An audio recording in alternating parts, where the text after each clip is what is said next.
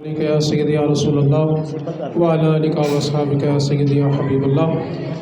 اللہ تعالیٰ کے فضل و کرم سے اللہ تعالیٰ نے اس خاندان میں ایک اور حافظ قرآن کو پیدا فرمایا۔ اللہ تعالیٰ اس قرآن کے صدقے ان کے خانوادے پر اللہ اپنی خاص کرم نوازیاں عطا فرمائے۔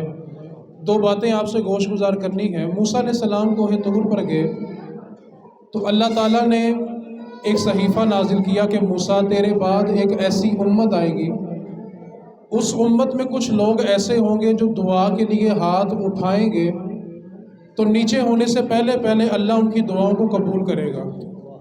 موسیٰ علیہ السلام نے عرض کی کہ مالک مولا اس امت کو میری امت بنا دے، تو فرمایا موسیٰ نہیں، وہ تو میرے محبوب کی امت ہے۔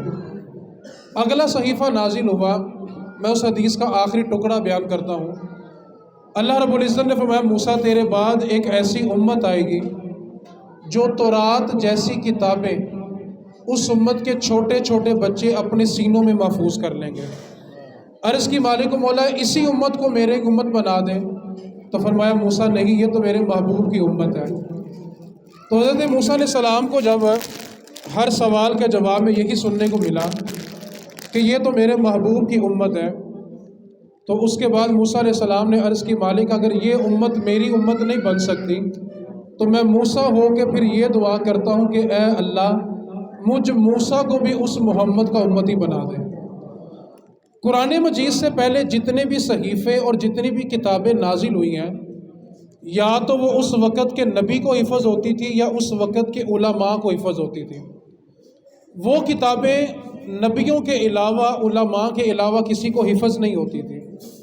یہ صرف قرآن پاک کا معجزہ ہے کہ اس امت کا چھوٹا سا بچہ اٹھتا ہے اور الحمد سے لے کے والناس تک سارے کا سارا قرآن اپنے سینے میں اتار لیتا ہے۔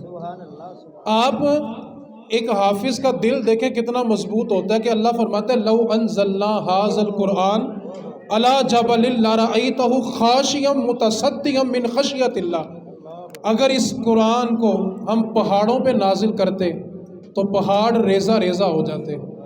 جس قرآن کو پہاڑ برداشت نہیں کر سکتے، اللہ تعالیٰ نے اس امت کے اندر ایسے بچے اور ایسے دل پیدا کیے ہیں جو سارے کا سارا قرآن اپنے سینوں میں محفوظ کر لیتے ہیں۔ آج ماں باپ کے پاؤں خوشی سے زمین پہ نہیں لگ رہے ہوں گے۔ آپ بھی کوشش کریں کہ آپ اپنی نسلوں میں سے کم ایک بچہ تو دین کے لیے دینا۔ جتنی خوشی ہے اس تصویر کا دوسرا رخ بھی یاد رکھیں۔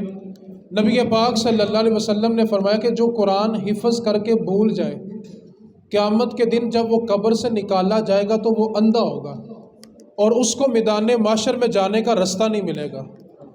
اگر حفظ کرنے کے فضائل بہت ہے نا، تو اس کو بلا دینے کے نقصانات بھی بہت ہیں۔ ماں باپ حفظ کرواتے ہیں شوق میں، لیکن سنبھالنے کی طرف توجہ نہیں ہوتی۔ اگر ہم یہ جانتے ہیں نا کہ حافظ قرآن نے اپنے ماں باپ کو سونے کا تاج پہنانا ہے، تو تصویر کا دوسرا رخ بھی یاد رکھیں، اگر بھول گیا تو جواب دینا بڑا مشکل ہو جائے گا۔ اس واسطے آپ بھی اپنی نسلوں میں سے ایک ایک بچے کو دین پہ ضرور لگائیں۔ ہم نہ جب کسی کی خوشی کے موقع پہ جاتے ہیں نا، اس طرح کی خوشی ہو تو دل کرتا کاش میرا بچہ بھی ایسا ہو، لیکن جب بنانے کی باری آتی ہے تو کہتے ہیں مولوی بن گیا تو کھائے گا کتوں۔ ہمارا بھی نا بڑا عجیب سا فلسفہ ہے۔ ایک طرف کہتے ہیں یار مولوی کھاندے بڑا نے، تو کہو نا اپنے بچے نو مولوی بناؤ، تو کہتے ہیں مولوی بن گیا تو کھائے گا کتوں۔ پہلے کہتے ہیں کھاتا بہت ہے، بعد میں کہتے ہیں کھائے گا کتوں۔ دنیا میں ایک تجربہ آپ کو بتانے لگا ہوں، آپ پوری دنیا کے سارے ہاسپٹل اٹھا کے دیکھ لیں، سارے ہاسپٹل پوری دنیا میں جتنے بھی ہیں، اس کی ایک وارڈ ایسی دکھائیں جس وارڈ کے اندر سارے کے سارے دیندار پڑے ہوں، کسی کو پیشاب کی نالی لگی ہو، کسی کو خوراک کی نالی لگی ہو۔ پوری دنیا میں ایک ہسپتال اور اس ایک ہسپتال کی ایک وارڈ بھی آپ کو ایسی نہیں ملے گی جہاں پہ سارے کے سارے بیڈوں کے اوپر دیندار پڑے ہوں۔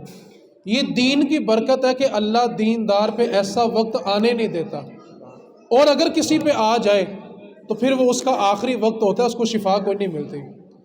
آخری جملہ میں کہنے لگا ہوں، ہم نا اپنے بچوں کو دنیاوی تعلیم بہت دیتے ہیں، دینی چاہیے، دین منع نہیں کرتا، اور جو منع کرے وہ دیندار نہیں ہوتا، کیونکہ دین تنگ نظر نہیں ہے، اور جو تنگ نظر ہو وہ دیندار نہیں ہوتا۔ لیکن تصویر کا دوسرا رخ بھی ہے۔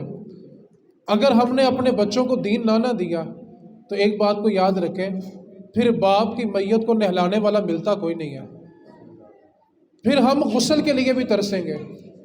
آپ نے جو کچھ بھی کمایا نا وہ آپ کے کام نہیں آئے گا۔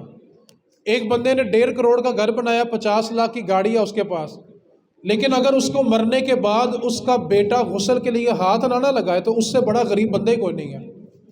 ماں بیٹی پیدا ہوتی ہے تو اس کا جہیز جوڑنا شروع کر لیتی ہے کہ میں نے بیٹی کو رخصت کرنا ہے، اور آخری وقت تک جہیز پورا نہیں ہوتا، لیکن وہی بیٹی ماں کے کانٹے اتار کے تو نشانی رکھ لے گی، ماں کے کڑے اتار کے تو نشانی رکھ لے گی، لیکن وہ اپنی ماں کو غسل دینے کے لیے تیار نہیں ہوگی۔